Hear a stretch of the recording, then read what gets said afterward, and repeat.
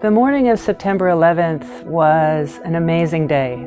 It was the perfect temperature. We also all remember how blue the sky was. What a wonderful September day it was. You were able to see the towers from that far north. I was commuting in from Long Island. I was driving to Inova Fairfax Hospital, which is about 10 miles outside of the Pentagon. I was traveling on a Swiss Air flight from Zurich, Switzerland, to Washington, D.C. My son Olaf and I were in Prague. I was on my way to work, and when I walked in the door, everyone was crowded around the television set in my office. Anyway, I remember turning away and someone screaming that one of the buildings went down. As I called home, my son, my strong 18-year-old son, is crying to me saying, "Dad, the trade center's fallen down. I'm watching it on TV." One of the drivers had turned on the automobile radio, and we heard the announcement of the destruction of the two World Trade Towers.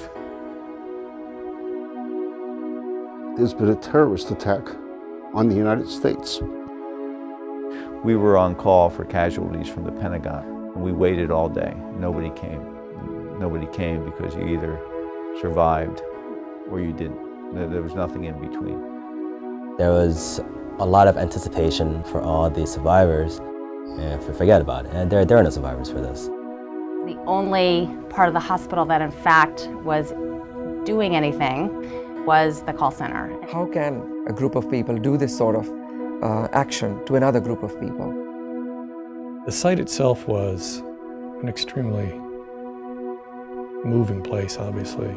They would find a body, they would stop work, and they would kind of create a procession with a flag-covered body to bring it out.